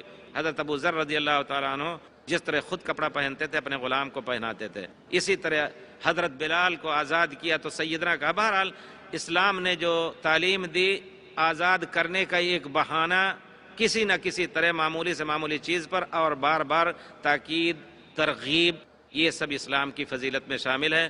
اور آپ دیکھیں کہ اسی کی خاطر نہ کوئی زور تھا نہ ظلم تھا. جب شاہ سعود آئے اس وقت غلام بہت اور لونڈیاں بہت کچھ تھیں. ہمیں ایک شیخ نصیف نے بتایا کہ جہاد کے وسیع میدان میں باقاعدہ بکریوں اور گھوڑوں بکروں کی طرح ان کا بازار لگتا تھا, اور الحمدللہ شاہ سعود نے سب کو زبردستی آزاد کرایا الحمدللہ. شکریہ, جزاکم اللہ. ہمارے غیر مسلم بھائی ہیں ڈاکٹر سچن, وہ لکھتے ہیں, ان کی زبان انگریزی ہے لیکن اردو میں اس کا مفہوم یہ ہے کہ اسلام سے پہلے الگ الگ مذہب تھے, اسلام نے آ کر سب کو ختم کر دیا, کیا یہ بے انصافی نہیں ہے؟ آپ نے ایک بات کہی جو شاید آپ خود اس کی تصدیق نہ کریں. آپ نے ایک بات کہی ہے کہ اسلام سے پہلے الگ الگ دین تھے, اسلام نے سب کو ختم کیا. یہ بات تو صحیح نہیں معلوم ہوتی ہے. کہاں کتنے ادیان دنیا میں پھیلے ہوئے ہیں اس وقت. اسلام امن و سلامتی اور شانتی سے ان کو بلاتا ہے. اسلام کی تعلیم ہے لا اکراہ فی الدین. جو لوگ کہتے ہیں اسلام تلوار کے زور سے پھیلا ہے, آپ انشاءاللہ سنیں گے. میں نے 1.5 گھنٹے کا ایک ٹاپک دیا ہے جس میں پورا یہی مضمون ہے کہ پیارے رسول کی رحمت للعالمین غیر مسلموں کے ساتھ, سبحان, غیر مسلموں کے ساتھ. صرف میں نے مسلمانوں کے بارے میں تو بالمومنین رؤوف الرحیم, لیکن واقعات, سچے واقعات غیر مسلموں کے ساتھ کیا رہے ہیں. تو آپ یہ کہہ رہے ہیں کہ دوسرے ادیان کو ختم کیا, ختم نہیں کر رہا ہے, امن اور سلامتی سے آپ کو بلا رہا ہے. اگر آپ قبول کرنا چاہیں اور جانتے ہیں کہ اللہ تعالیٰ, اگر یقین ہے کہ اللہ تعالیٰ ہمارا حساب لے گا قیامت میں, تو اس کے لیے, اور پھر جنت اور جہنم پر یقین ہے, تو یقیناً اسلام ہی کے آخری دین, جس طرح اور دینوں سے پہلے جو ادیان تھے, بعد میں جو دین آیا ان پر عمل کرنا ان کا ضروری تھا, اسی طرح جو سب سے آخری دین آیا ان پر عمل کرنا ہر ایک کو ضروری ہے. اسلام نے دعوت دینے کی اجازت دی ہے اور زبردستی قتل کرنے کی اجازت نہیں دی ہے کہ ان کو ختم کر دیا جائے اگر اسلام نہ لائیں. واقعاتی طور پر ایسا ہے بھی نہیں. مجھے تعجب ہوتا آپ نے کیسے یہ بات کہی. اگر جنگ کے درمیان جو دشمن ہمیں قتل کرنا چاہتا ہے, بخاری شریف کی روایت ہے, حضرت اسامہ ابن زید رضی اللہ تعالیٰ عنہ نے ایک آدمی کے اوپر تلوار اٹھائی, اس نے لا الہ الا اللہ محمد رسول اللہ کہہ دیا. ان کے پڑوس میں ایک اور مسلمان تھے, لا الہ الا اللہ کہہ دینے کے بعد بھی انہوں نے تلوار سے اس کو قتل کر دیا. جا کر کے دوسرے ساتھی نے پیارے رسول سے ذکر کیا کہ حضرت اسامہ نے ایک آدمی کو قتل کیا, اس نے لا الہ الا اللہ کہہ دیا تھا. پیارے رسول کو بہت ہی غم ہوا اس سے, اور بہت بڑی استعظمہ, بہت بڑی چیز سمجھی. پیارے رسول نے کہا یا اسامہ اقتلتہ وقد قال لا الہ الا اللہ, اقتلتہ, بار بار دہراتے رہے کہ اس نے لا الہ الا اللہ کہہ دیا, اس کے باوجود تم نے قتل کر دیا. حضرت اسامہ عذر کر رہے ہیں اللہ کے رسول، وہ تو تلوار کے ڈر سے بچنے کے لیے ایک ہیلا بہانہ کر کے اس نے لا الہ الا اللہ کہا تھا. پیارے رسول نے کہا اشققت قلبہ، ایک روایت میں اللہ شققت قلبہ، تم نے اس کا دل پھاڑ کے دیکھا تھا. ہو سکتا ہے ایمان اور اسلام اسی وقت اس کے دل میں آیا ہو. دیکھیے یہ اسلام کی شانتی پرستی اور ایمان پرستی، وہ ہم سے لڑنے آیا، ہمیں قتل کرنا چاہتا تھا لیکن تلوار اٹھا دیا، پھر بھی قتل کرنے کا حق نہیں. پیارے رسول نے آخری بات جو کہی، یا اسامہ کیف اذا جاءت لا الہ الا اللہ عند اللہ، اور اس طرح کے الفاظ ہیں حدیث شریف کے کہ قیامت کے دن لا الہ الا اللہ تمہاری شکایت کرنے آئے گا تو تمہارا کیا حال ہوگا. تو کہنے کا مطلب ہے کہ کوئی یہ نہ کہے، اور یقیناً یہ صرف تعصب کی بات ہوگی، کوئی کہے کہ اسلام تلوار کے زور سے پھیلا ہے یا اسلام نے تمام ادیان کو ختم کر دیا. تمام ادیان کے بیچ میں خود ادیان کو پالا. آپ جانتے ہیں اندلس کے عروج کے زمانے مسلمانوں کے، بغداد کے زمانے میں تمام بختی شوع اور کون کون عیسائی اور دوسرے دین کے ڈاکٹر خود حضرت ہارون رشید کے زمانے میں تھے. ایک کتاب ہے عیون الانباء ابن عصیبیہ کی، عیون الانباء فی اخبار الاطباء. اور پھر اندلس کے زمانے میں بھی اسی طرح رہا ہے. اس کی ہم مثال یہی دے سکتے ہیں کہ جو اس وقت اسلام کو اپنا پہلا دشمن گردانتے ہیں، ہم نے جب ہوش سنبھالا تو سنبھالا تم کو، تم نے جب ہوش سنبھالا تو سنبھلنے نہ دیا. شکریہ، جزاکم اللہ ڈاکٹر صاحب. اسی سے ملتا جلتا ایک سوال ہے اللہ بخش صاحب کی طرف سے، جو بی ایڈ کر رہے ہیں، طالب علم ہے. یہ کہتے ہیں کہ صرف مسلم ہی آپ صلی اللہ علیہ وسلم کا امتی ہے یا ساری دنیا آپ کی امتی ہے؟ دیکھیے عربی کے اعتبار سے اور اصطلاح شریعت کے اعتبار سے پیارے رسول کے سب امتی ہیں، یعنی قبول کرنے والے ہیں اسلام کو یا نہ قبول کریں وہ سب امت ہے. لیکن فرق یہ ہے کہ یہ امت دعویٰ ہیں اور یہ امت اجابت. اسی سے آپ سن لیجئے علماء نے جو فرق کیا، امت دعویٰ یعنی ان کو ہمیشہ دعوت دی جائے گی، دعوت تبلیغ کی جائے گی، وہ اسلام لائیں. اور امت اجابت جن مسلمانوں نے اس کو قبول کیا، تو جنہوں نے قبول کیا وہ آپ کے خاص امت ہوئی، اور انہی کے بارے میں ہے کہ اگر رسول کی اطاعت کرو گے تو ہدایت پاؤ گے، جو اللہ اور رسول کی عصیان کرے گا تو وہ جہنم میں داخل ہوگا. یہ فرق ہے، لیکن سب پیارے رسول کی امت میں شمار ہیں. جی شکریہ، جزاکم اللہ احسن الجزا. یہ ایک سوال ہے، نام واضح نہیں ہے، اس میں پوچھا جا رہا ہے کہ آج کے زمانے میں پردہ ختم ہو رہا ہے اور بے حیائی عام ہو رہی ہے، دنیا میں ہر جگہ اسلامی قانون نہیں ہے، ایسی صورت میں غیر اسلامی ملکوں میں ایسے مسئلوں کا اسلام کے پاس کیا حل ہے؟ دنیا میں بے حیائی پھیل رہی ہے، اسلام حیا اور عصمت کی حفاظت کا حکم دیتا ہے. دنیا میں ظلم ہو رہا ہے، اسلام ظلم نہ کرنے کا حکم دے رہا ہے. دنیا میں سود کا رواج ہے، اسلام سود سے منع کر رہا ہے. دنیا میں نماز نہیں پڑھی جاتی ہے، کسی بھی کافر ملک میں مسلمان کے اوپر واجب ہے کہیں بھی رہے وہ مسلمان ہو کے رہے. اللہ تعالیٰ فرماتے ہیں وَلَا تَمُوتُنَّ إِلَّا وَأَنْتُمْ مُسْلِمُونَ، تمہاری موت آئے تو اسلام کی حالت میں. یعنی اب آپ اگر کسی کافر سے کافر ملک میں جو اسلام کا دشمن ہو اگر وہاں رہتے ہیں تو کیا پھر آپ اپنے دین کے اعمال پر عمل کر سکتے ہیں کہ نہیں؟ اگر نہیں عمل کر سکتے، اس قدر مجبوری ہے، تو پھر وہاں سے چھوڑ کر کے ایسے ملک میں جائیں جہاں آزادی ہو، اگرچہ کافر ہی ملک ہو، غیر مسلم ملک ہو. اس کی واضح مثال ہے پیارے رسول نے جب مکے کی سرزمین مسلمانوں کے اوپر تنگ ہو گئی تو پیارے رسول نے کہا حبشہ چلے جاؤ، وہ عیسائی بادشاہ تھا. فَإِنَّ بِهَا مَلِكًا عَادِلًا، ایک انصاف پسند ملک ہے، بادشاہ ہے. گئے اور وہاں ان کو پناہ ملی. اسی طرح اگر کہیں بھی پناہ مل رہی ہے اور دین کی آزادی ہے، اپنے بچوں کی تربیت کی آزادی ہے، پردے سے چلنے کی آزادی ہے، تو وہاں پناہ لے سکتے ہیں. اگر نہیں ہے تو پھر ایسی جگہ پہ آپ کیوں جائیں؟ جس کو ہو جان و دل عزیز اس کی گلی میں جائے کیوں؟ نہیں جانا ہے، کہیں بھی ایسی جگہ پناہ لے. لیکن اگر مجبور ہیں تو جس قدر نہیں نکل سکتے ہیں، جس قدر اسلام کے امور پر عمل کر سکتے ہیں کریں، اور واجب ہے. ہندوستان کے اندر آپ یہ کہیں کہ اس میں کوئی شک نہیں، اس حکومت کو یہ توفیق ہوئی کہ اس نے سب کو آزادی دی ہے اپنے دین پر عمل کرنے. کچھ لوگ ہیں جو ایک دوسرے کے خلاف شور شرابہ کرتے ہیں، ہمارا مشورہ ہے ان کے لیے کہ ہر ایک کو آزادی دی جائے، جو پسند کرے جیسا پسند کرے رہے، لیکن ہم اس کو اچھی طرح اپنے دین کی طرف بلائیں. اور پھر جب ہمیں اجازت دے رہی ہے کہ ہم پردے سے چلیں تو یہاں دوسروں کو دیکھ کر کے ہم بے پردہ کیوں اپنے بچوں کو ہونے دیں؟ تربیت کا یہی اثر ہوتا ہے. کل مولود یولد علی الفطرۃ فابواہ یہودانہ و نصرانی، ماں باپ ہی کی تربیت سے بچی با پردہ رہ سکتی ہے. اور ہم نے خود دیکھا ہے آج کل جو رو چل رہی ہے الحمدللہ، مجھے بڑی خوشی ہوتی ہے کہ باقاعدہ عورتیں یورپ میں، خاص طور پہ امریکہ اور لندن میں باقاعدہ شرعی پردہ کر کے چلتی ہیں، کوئی ان پر چھیڑ چھاڑ نہیں کرتا ہے۔ ہاں آپ نے سنا ہوگا فرانس نے جو اسلام کی دشمنی میں انہوں نے منع کیا ہے، لیکن پھر بھی وہاں بھی چیلنج کر کے لوگ اس طرح جی رہے ہیں۔ تو ہمیں اگر اجازت مل رہی ہے تو ہر چیز کو، آپ کسی کو قتل کے بدلے قتل نہیں کر سکتے، یہ حکومت کی ذمہ داری ہے، لیکن اگر چوری کر رہا ہے تو چور کا ہاتھ بھی نہیں کاٹ سکتے، لیکن اگر کوڑے مارنے کی اجازت دے رہی ہے حکومت تو شراب پینے والے کو کوڑے ماریے، زنا کرنے والے کو کوڑے ماریے۔ جیسے نماز روزہ کرنا فرض ہے کہیں بھی اس مسلمان ہو، تو اسلام کے اعمال پر جس قدر عمل کر سکے وہ بھی کرنا فرض ہے، اور جو عمل نہیں کر سکے گا اللہ تعالیٰ اس کی مجبوری سمجھیں گے۔ جزاکم اللہ۔ یہ ڈاکٹر اظہار احمد خان ہیں، یہ پوچھتے ہیں کہ عرب میں جو زندہ لڑکیاں دفن کیا کرتے تھے، کیا آج کے والدین جو شکم مادر میں لڑکا ہے یا لڑکی معلوم کرنے کے بعد لڑکی کا ابارشن یعنی اسقاط کروا دیتے ہیں، تو یہ دونوں ایک حکم میں آئیں گے؟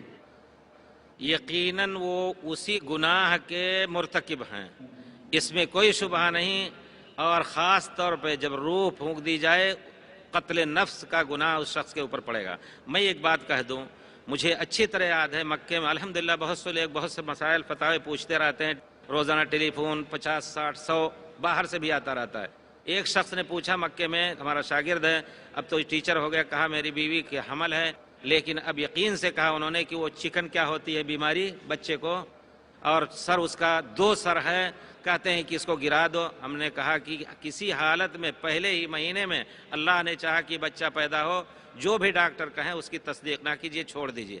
اللہ گواہ ہے، اس شخص نے میرے کہنے پر، کئی ڈاکٹروں نے کہا لیکن اس نے چھوڑ دیا، اور پھر وہ کہتا ہے کہ ہمارے 3 بچے ہیں، سب سے زیادہ ذہین اور سب سے زیادہ خوبصورت بچہ پیدا ہوا۔ آپ پوچھیں، ایک صاحب ہیں شاکر کلیہ حدیث کے جو ہوں گے یہاں طالب علم کوئی، وہ بتا سکتے ہیں کہ ان کے ذریعے سے ایک طالب علم نے آج سے 8 مہینہ پہلے، 1 سال پہلے مجھ سے پوچھا تھا، ان کا نام ہے حافظ عنایت اللہ یا کچھ ایسے نام ہے۔ میں ابھی گیا تھا جولائی میں حیدرآباد، پھر وہاں سے گیا بنگلور، بہت بڑا الحمدللہ انہوں نے انتظام کیا تھا لیکچر کا اللہ کے فضل سے۔ اس میں دیکھا لیکچر کے بعد جب لوگ چلے گئے تو ایک آدمی اپنے بچے کو اٹھائے لیے چلا آ رہا ہے بڑی تیزی سے ہنستے ہوئے ہماری طرف۔ اس نے فون سے پوچھا تھا بچہ 5 مہینے کا ہو گیا تھا، تمام ڈاکٹروں نے کہہ دیا تھا کہ یہ بچہ آپ کے لیے اگر مردہ پیدا ہوگا تو بیوی کے لیے، ماں کے لیے مصیبت ہوگی، آپریشن سے پیدا ہوگا، اور اگر زندہ رہے گا تو آپ کے لیے زندگی بھر مصیبت کا سامان بنے گا۔ میں نے کہا دیکھیے اللہ پر بھروسہ رکھیے، اللہ ہی خالق مالک ہے۔ اگر اللہ، یہ چیز ذہن میں رکھیں کہ اگر اللہ رب العزت مبتلا ہی کرنا چاہتے ہیں تو اللہ تعالیٰ آپ کو اجر دیں گے۔ آپ ایک حرکت کرتے ہوئے بچے کو قتل نہ کیجیے، بہت بڑا گناہ ہے، اللہ گواہ ہے۔ آپ پوچھئے، تحقیق کیجئے، وہ لے کر کے آیا بچے کو، بہت خوبصورت رنگ بھی، سب کچھ، کہتا ہے کہ کوئی بیماری نہیں۔ یہ ہم سے پوچھا انہوں نے، وہاں میں مکے میں تھا، یہ بنگلور سے پوچھ رہے ہیں۔ ہم نے کہا دیکھیے اگر ہمارا مسئلہ لے رہے ہیں تو اللہ کے واسطے مسئلہ چھوڑ دیں۔ اس وجہ سے ہمیں ہر شخص، چاہے وہ مسلم ہو یا غیر مسلم، ہر ایک کو نصیحت ہے کہ بچوں کو ڈاکٹروں کے کہنے پر، مسلمان ہی ڈاکٹر ہو تو اس کے کہنے پر مسلمان نہ مانے یا کوئی بھی نہ مانے، چھوڑ دیں۔ اگر اللہ تعالیٰ نے مبتلا کرنا چاہا تو جتنے دن تک مبتلا ہوگا آدمی تو اس کو اجر ہی ملے گا، لیکن ایک جان کو مار کر کے بہت بڑا گناہ لا دیں گے۔ محمد فضل وحید صاحب یہ سوال کر رہے ہیں، السلام علیکم، 23 سال کے مختصر عرصے میں اسلام پوری دنیا پر غالب آ گیا، پھر آج ہم لاکھوں کی تعداد میں ہو کر یہ صورتحال کیوں نہیں ہے؟ یہ صورتحال وہی ہے جیسا کہ پیارے رسول نے فرمایا ہے کہ تم لئن تبایعتم بالعینہ، عینہ کی بیعت کرو گے، حرام بیعت کرو گے، وَأَخَذْتُمْ أَذْنَابَ الْبَقَرِ، اور بیل کی دم پکڑ کر کے تم کھیتی باڑی کرنے لگے گے، وَتَرَكْتُمُ الْجِهَادِ سَلَّطَ اللَّهُ عَلَيْكُمْ عَدُوَّكُمْ، اگر جہاد چھوڑ دو گے، تمہارے اوپر ظلم کر رہے ہیں اس پر بھی تم نہیں ان سے ان کا مقابلہ کرو گے تو یقیناً تمہیں وہ ذلیل کر لیں گے۔ پیارے رسول سے اسی طرح کے ایک روایت میں آیا ہے کہ ایک زمانہ آئے گا کہ دشمن تمہارے اوپر پل پڑیں گے جیسے بھوکے کھانے کی طرف دوڑ پڑتے ہیں۔ صحابی نے کہا اللہ کے رسول کیا ہم اس وقت تھوڑے ہوں گے؟ پیارے رسول نے فرمایا لا بل کثیر ولکنکم غثاء، ان کا غثاء السیل، تمہاری تعداد بہت ہوگی لیکن تمہاری تعداد کی کوئی اہمیت اور حیثیت نہ رہ جائے گی، جیسے سیلاب میں جھاگ اوپر بہتا چلا جاتا ہے اسی طرح تم بہہ جاؤ گے اسے میں۔ حقیقت یہ ہے اللہ تعالیٰ نے فرمایا ہے جیسا کہ کہا ہے کہ من اعرض عن ذکری فإن له معیشۃ ضنکا ونحشرہ یوم القیامۃ عاما، جو شخص میری یاد سے اعراض کرے گا تو اس کے لیے زندگی بھی تنگ ہوگی۔ وہی حالت ہوتی جیسا کہ اللہ تعالیٰ نے فرمایا اگر یہ لوگ ایمان لائیں تو زمین آسمان کی برکتیں ان کے اوپر کھول دیں۔ جی ایک سوال ہے بہن فرحین کی طرف سے، وہ کہتی ہیں کہ اگر کوئی لڑکا یا لڑکی اپنے والدین کی اجازت کے بغیر کورٹ میں جا کے شادی کرے تو اس بارے میں شریعت کا کیا حکم ہے؟ قرآن حدیث سے واضح کریں۔ اونٹ نے اونٹ تیری کون کل سیدھی، تمام معاملات جب الٹے ہیں تو آپ کچھ نہیں کر سکتے ہیں۔ رہ گئی بات اگر اسلامی اخلاق یا اسلامی قانون کا، آپ نے سنا ہوگا برطانیہ نے باقاعدہ اس قسم کے معاملات میں باقاعدہ ایک وزارت بنائی ہے اور مسلمانوں کے احوال خاصہ کی اجازت دی ہے۔ اگر ایسی اجازت ہے تو آپ کورٹ سے طلب کریں کہ ہماری شریعت میں ہے کہ پیارے رسول نے فرمایا ہے لا نکاح الا بولی، لا نکاح لا لنفی الجنس، لا نکاح الا بولی و شاہد عدل، بغیر ولی کے اور دو سچے گواہوں کے نکاح ہو ہی نہیں سکتی۔ ولی کون ہوگا؟ سب سے پہلے باپ، نہیں تو بھائی بڑے، دادا، جو کچھ اس طرح کے، نہیں تو ماموں، اس طرح کے بغیر ولی کے نکاح جائز نہیں ہے۔ اگر جا کر کے کورٹ میں شادی کر لیتی ہے تو گویا وہ آپ نے تربیت ہی ایسی کی ہوگی، آپ نے چھوڑا ہوگا آزاد، خود آپ اس کے پیچھے اب روئیں۔ یقیناً آپ جہاں بھی تربیت کی کمی ہوئی اس قسم کے واقعات سننے میں آئے ہیں، آپ اب اس کے پیچھے روئیں، آپ ہی اس کے ذمہ دار ہیں۔ اور بچی کو اگر یہ حرص ہے، یہ لالچ ہے کہ ہم اپنے دین کو محفوظ رکھیں تو اس قسم کی شادی اس کے لیے کرنا جائز نہیں۔ یعنی یہ کہ اگر طاقت ہو تو اس قسم کی شادی کو فسخ کر دیا جائے گا، پھر اس کے بعد ماں باپ اگر راضی ہیں تو اسی سے شادی کرائی جائے گی، ورنہ پھر کہیں اور شادی ہو۔ یہ ہے اسلامی حکم۔ جزاکم اللہ احسن الجزا۔ ایک سوال آیا ہوا ہے کہ میاں بیوی رشتے میں کیا بیوی کو اپنی عزت نہیں ہے؟ مطلب اس سوال کا یہ الفاظ چینج ہیں، وہ یہ کہ کیا اسلام نے بحیثیت بیوی ایک عورت کو کوئی عزت نہیں دی ہے کہ شوہر جیسا چاہے اس کے ساتھ برتاؤ کرے؟ اللہ اکبر، اسلام ہی نے تو عزت دی ہے۔ آپ تاریخ دیکھیں، یہی برطانیہ کی 40 سال پہلے صرف ابھی ان کے یہاں یہ نظام، یہ قانون تھا کہ شوہر اپنی بیوی کو قتل بھی کر دے تو کچھ نہیں اس پر مواخذہ، اور بیوی کو بیچ بھی سکتا تھا۔ 40 سال پہلے صرف ہم نے بہت کچھ مطالعہ کیا، جا کر کے ان کے گھر میں اس کا اعلان کرتا ہوں اسی موضوع پر کہ اسلام الحمدللہ لڑکیوں کو زندہ دفن کیا جاتا تھا، عورتوں کو محروم کرتے تھے وراثت سے۔ اسلام نے وراثت دی، کہتے ہیں لڑکے کا آدھا کیوں لڑکی کو دیا؟ لڑکی جا کر کے شادی کر لے گی، اس کا وہ آدھا پیسہ محفوظ رہے گا، لڑکا شادی کرے گا ہزاروں خرچ اس کے اوپر ہوگا۔ اسلام نے انصاف سے یہ تقسیم کیا ہے، لیکن اگر زندگی میں باپ دیتا ہے لڑکوں اور لڑکیوں کو تو برابر ہبہ دینا ہے۔ تو کہنے کا مطلب ہے کہ اسلام ہی نے عورت کو عزت دی ہے۔ یہی عورت کسی زمانے میں یونان جیسے ترقی یافتہ ملک میں بحث میں پڑی تھی کہ یہ جن ہے، شیطان ہے یا انسان ہے۔ سبحان اللہ، اسلام نے کہا کہ نہیں، بعضکم من بعض، اور یا ایھا الناس اتقوا ربکم الذی خلقکم من نفس واحدہ، جس نے تمہیں ایک جان سے پیدا کیا، وخلق منها زوجها، اور اس کی بیوی کو اسی جان سے پیدا کیا۔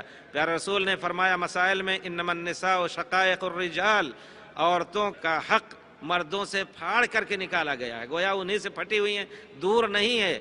جیسا کہ آیت میں ہے کہ تمہارا ان کے اوپر حق ہے اور ان کا تمہارے اوپر حق ہے۔ اس کی تفصیل آپ انشاءاللہ، اللہ کرے توفیق دے، مجھے موقع نہیں ملتا ہے، بہت کچھ تقریریں کر کے ادھر ادھر گزر جاتا ہوں، لیکن خاص طور پہ حقوق، عورتوں کے حقوق کے بارے میں الحمدللہ ایک کتاب ہماری ہے، اللہ کرے کہ عربی میں ہے، اس کو اردو میں کیا جا سکے۔ جی جزاکم اللہ۔ یہ محمد مبین الدین صاحب یہ جاننا چاہتے ہیں کہ توحید کی مکمل تعریف کیا ہوگی؟